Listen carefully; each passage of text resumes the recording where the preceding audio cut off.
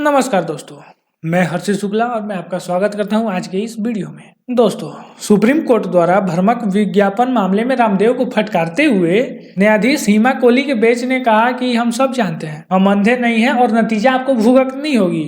अब बहुत हुआ आपके ऊपर खेल तमाशा, अब कार्रवाई की बारी आ गई है। इस पर बाबा रामदेव ने कहा कि मैं आपसे माफी मांगता हूँ और मैंने भ्रामक विज्ञापन मामले में भी आपसे हाथ जोड़कर माफी मांगता हूँ। इस पर अदालत ने बड़े ही नरमी के साथ कहा कि आपका माफी मांगने का समय खत्म हुआ और अब आपके ऊपर कार्रवाई की जाएगी। दोस्तों, ये हमें लगता है कि पहली बार रामदेव को ये लगा होगा कि सरकार अपना है, देश अपना है, भौकाल अपना है। काश कोर्ट भी अपना होता ना, तो फिर तो मजा ही आ जाता। दोस्तों, बाबा रामदेव ने कोरोनिल को कोरोना की दवा बता के लोगों के बीच में एक भ्रम पैदा किया।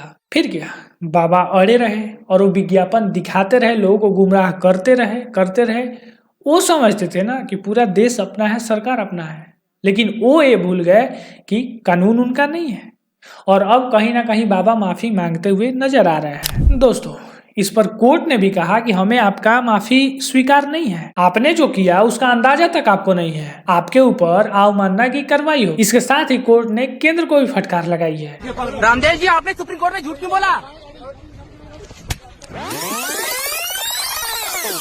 यदि हमने हिंदुस्तान को नहीं जागरूक किया, नहीं बचाया और इस कोरोना की साइकिल को हमने नहीं तोड़ा, तो हमारे यहाँ तो करीब 50-60 करोड़ के करीब ऐसे बुजुर्ग हैं और करोड़ों ऐसे बच्चे हैं, उनको की जान हम जोखिम में डाल सकते हैं। राष्ट्र के प्रति समर्पित ये एक ऐसे योद्धा हैं जो सालों से लगातार इस देश को जागरूक कर रहे हैं। योग करो ना, नो कोरोना।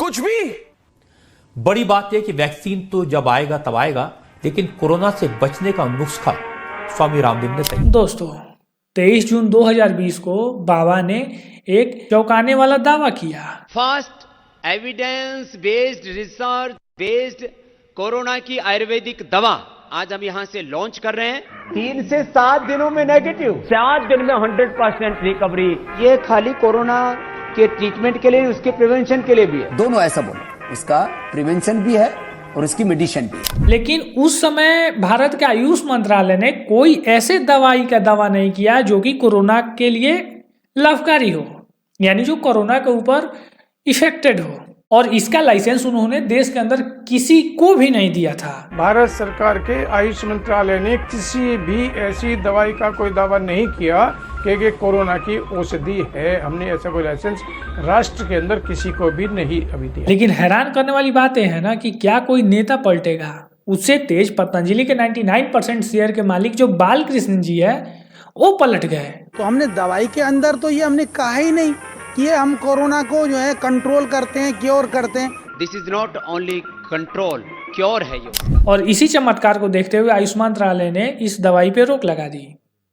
लेकिन सबसे दिलचस्प की बात यह है कि इतना बैन करने के बाद भी हमारी गोदी मीडिया ने इसका एडवर्टाइजमेंट करना स्टार्ट कर दिया। दिन भर इसका प्रचार करते थे, क्योंकि यहाँ तो चैनल में टीआरपी लानी थी, रामदेव बाबा को चमकाना था। फिर क्या, आयुर्वेद ने एक बार फिर से कमाल किया है। शुक्रिया कहूंगा और इस बधाई के साथ कि आपने एक बहुत बड़ा काम किया है। स्वामी जी, पहले तो बहुत बहुत बधाई, और बधाई इस रामबाण के लिए। और इस तरीके से इन गोदी मीडिया को ही कोरोनिल का सेल्समैन बना दिया। मतलब गजब का बुद्धि है। और ऐसा करके हमारी गोदी मीडिया ने लोगों के मन में ये चीज को बैठा दिया ना कि इस दवा के ऊपर सवाल करना ही गलत है। और ऐसा करके लोगों के मन में ये चीज को भर दिया गया कि कोरोना का असली दवा कोरोनिल ही है। और उसके बाद में बाबा पकड़े गए और अब बाबा की क्लास लग रही है।